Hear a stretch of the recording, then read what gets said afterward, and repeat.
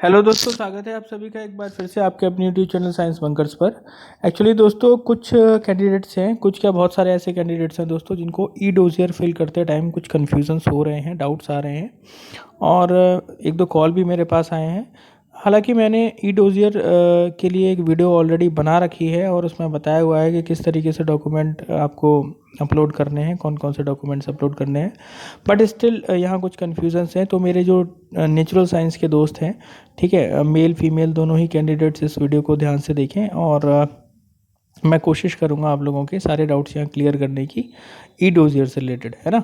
फिर भी अगर कुछ रहता है डाउट तो आप कमेंट बॉक्स में लिख देंगे, इसीलिए इस वीडियो को एंड तक देखें ताकि आपके जो भी डाउट्स हैं वो क्लियर हो जाएं। अगर आप ऑलरेडी मतलब फिल कर चुके हैं तो कोई प्रॉब्लम नहीं, और करने वाले हैं डाउट्स नहीं भी हैं तो भी एक बार वीडियो देखें, उसमें कोई दिक्कत नहीं है।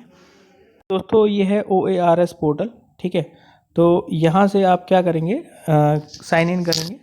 एज आपने जब फॉर्म भरा था तो आपकी एक आईडी यहाँ बन रखी है, तो यहाँ साइन इन है ना, यहाँ ये जो सेकंड ऑप्शन यहाँ साइन इन कर देंगे आप लोग, ठीक है। जैसे ही यहाँ क्लिक टू साइन इन करेंगे तो आपका डेट ऑफ बर्थ और 10th का रोल नंबर ही आप ऑलरेडी जानते हैं, आप इसको फिल कर लेंगे, ठीक है। रिजल्ट भी आपने इसी तरीके से देखा होगा और ई डोजर भी आपको ऐसे ही फिल करना है। यहाँ मैं जैसे डिटेल्स डाल देता हूँ, ठीक है, डेट ऑफ बर्थ वगैरह डाल के नेक्स्ट पेज पर आ जाता हूँ बिना टाइम वेस्ट किए। तो लॉगिन हो चुका है दोस्तों, देख सकते हैं आप, ठीक है, ये लॉगिन कर दिया मैंने।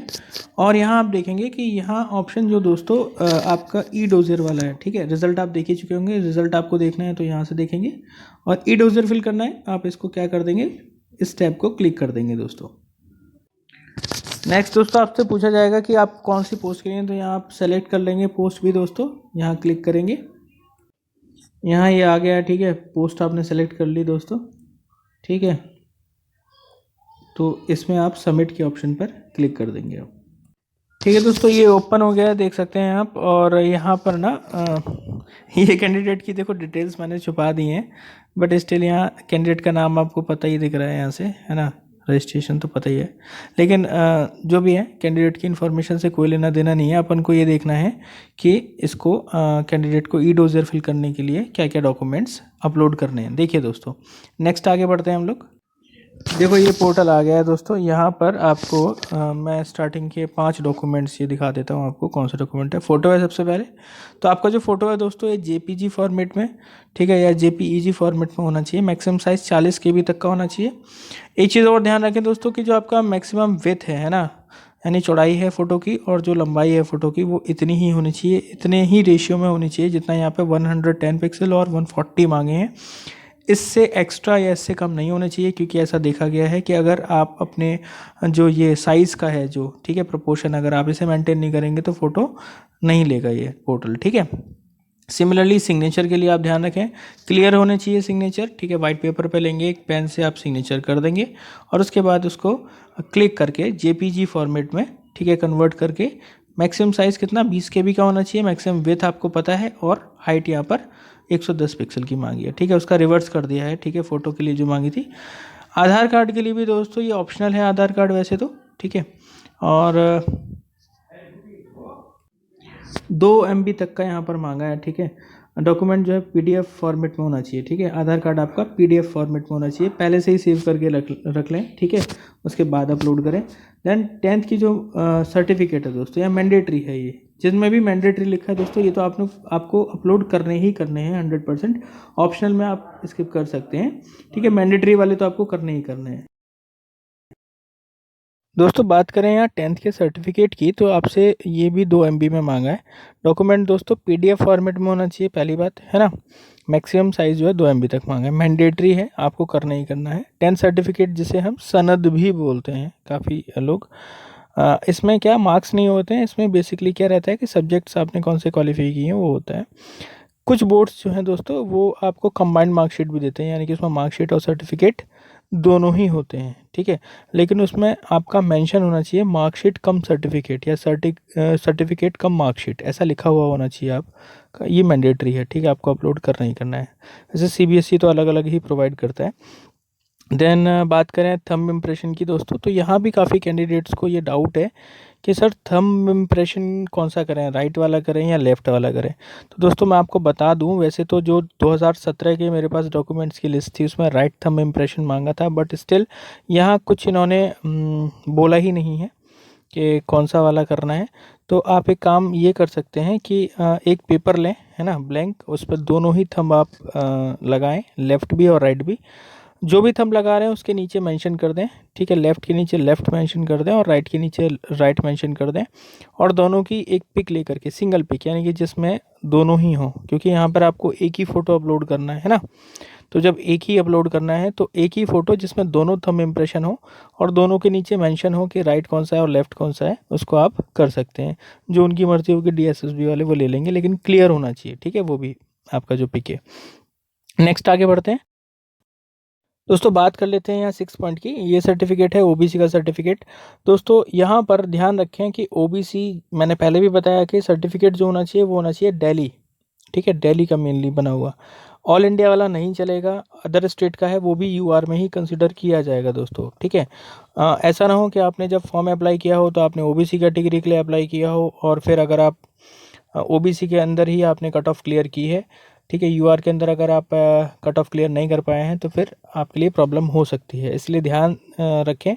अगर आपने ओबीसी में अप्लाई किया है तो आप सर्टिफिकेट जो आपका है वो बन जाना चाहिए था कट ऑफ डेट से पहले, ठीक है। कट ऑफ डेट कौन सी, जो आपकी फॉर्म फिल करने की लास्ट डेट थी उससे पहले दोस्तों। कट ऑफ का मतलब ये नहीं कि जब रिजल्ट आया वो, उससे पहले की जो डेट है कट ऑफ, मतलब आपका जो एडवर्टाइजमेंट की डेट थी, मतलब फिल करने की, फॉर्म फिल करने की जो डेट थी उससे पहले का हो जाना चाहिए, है ना। और ये भी चीज़ ध्यान रखें कि ओबीसी वाला जो सर्टिफिकेट है वो दिल्ली वाला होना चाहिए। मैं आपको एक सैंपल दिखाता हूँ, जैसे फॉर एग्ज़ाम्पल ये मेरे एक फ्रेंड का जो है सर्टिफिकेट है, ठीक है। और मैं बता दूं आप लोगों को, ये सर्टिफिकेट देखिए यहाँ क्या लिखा है, यहाँ लिखा हुआ है दोस्तों आपका दिल्ली, है ना, office of deputy commissioner north east Delhi. तो दोस्तों जैसे कि ये ऑल इंडिया वाला लिखा है, देखिए यहाँ पे लिखा है revised under the government of India, यहाँ गवर्नमेंट ऑफ दिल्ली लिखा होना चाहिए, ठीक है, क्या लिखा होना चाहिए, गवर्नमेंट ऑफ दिल्ली, तभी ये वैलिड होगा दोस्तों, है ना।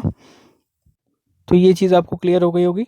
नेक्स्ट देखिए documentation proof, documentary proof of recognition of the degree course as well as university institution. ये जो है ना दोस्तों आपका ये ऑप्शनल है, ठीक है। रिकॉग्निशन का जो आपसे एनसीटी वाला जो सर्टिफिकेट है उसकी बात हो रही है, ठीक है।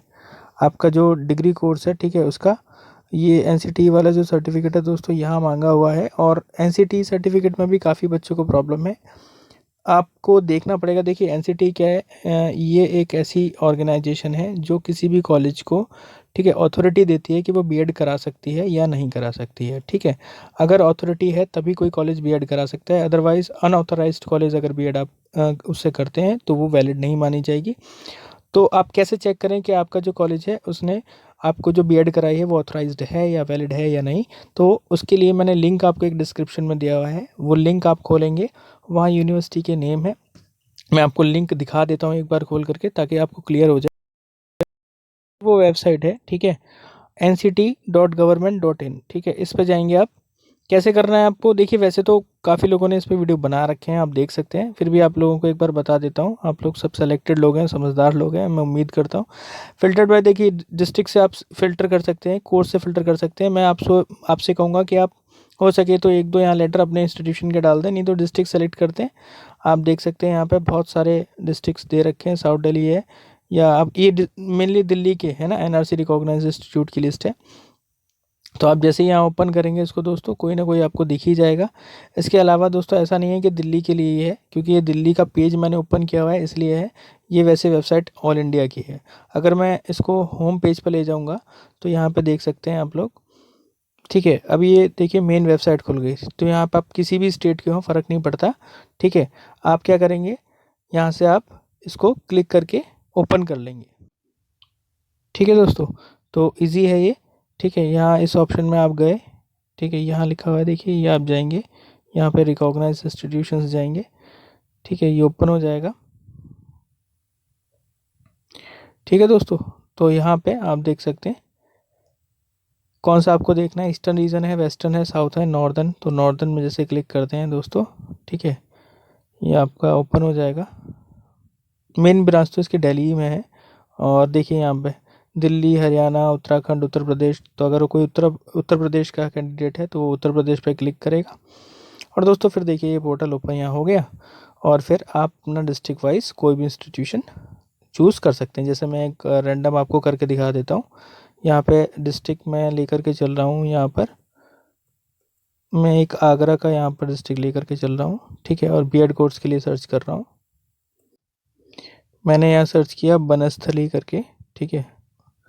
जैसे मैंने सर्च किया बनस्थली, इस तरीके से मैंने सर्च ये कर दिया, ठीक है दोस्तों। तो यहाँ पर एक पूरी लिस्ट आ जाएगी, ठीक है। यहाँ 7 लग गया तो इसको आप हटा देंगे।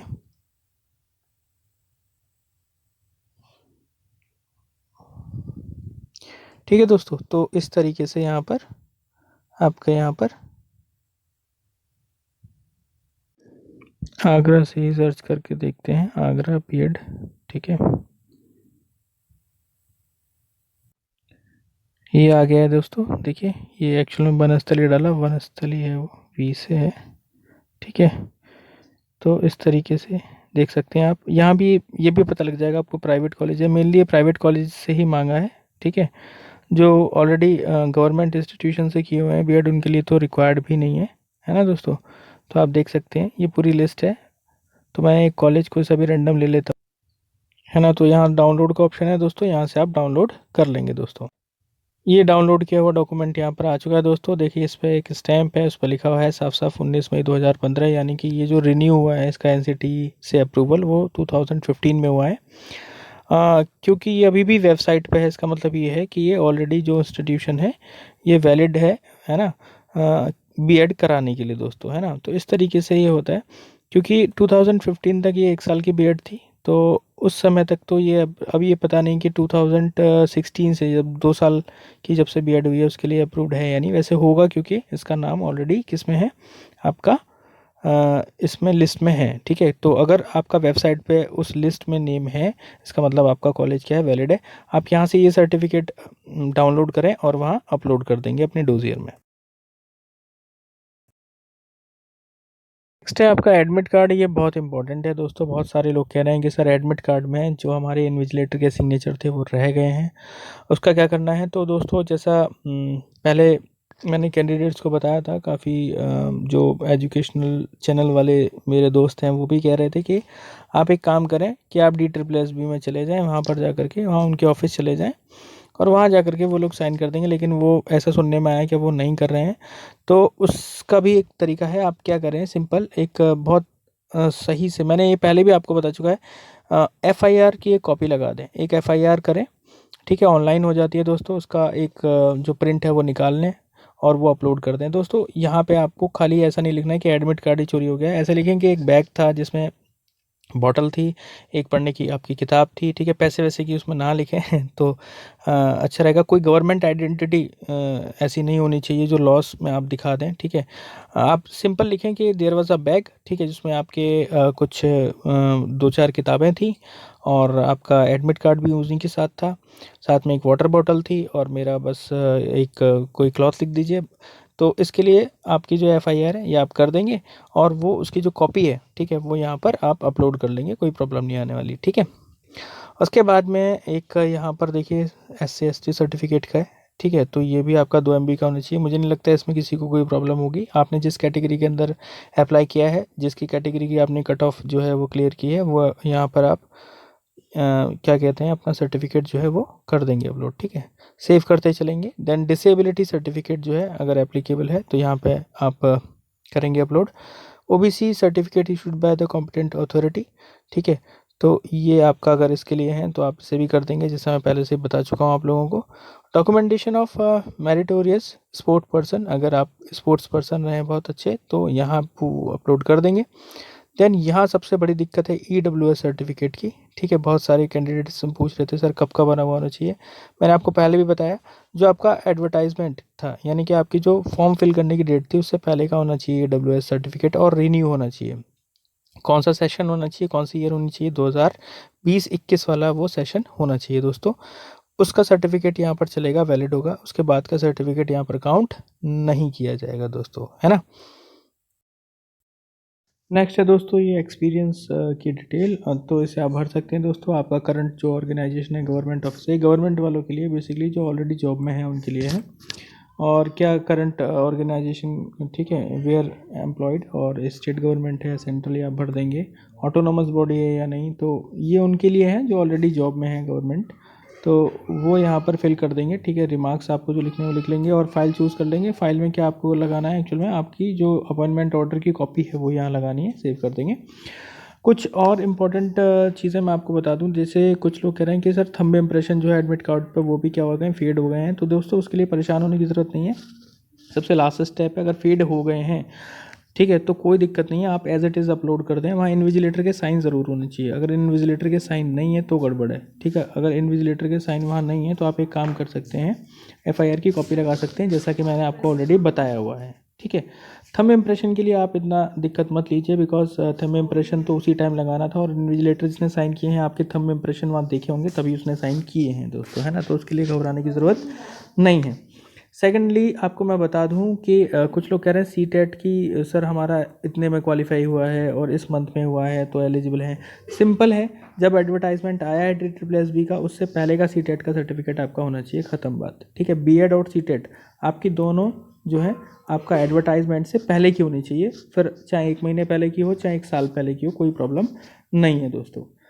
ठीक, तो अगर आपको और कोई डाउट है इसके रिगार्डिंग कुछ भी है ना, तो मुझे कमेंट बॉक्स में लिखें। वैसे मैंने कोशिश ये की है कि सारे डाउट्स आपके क्लियर कर दिए जाएँ।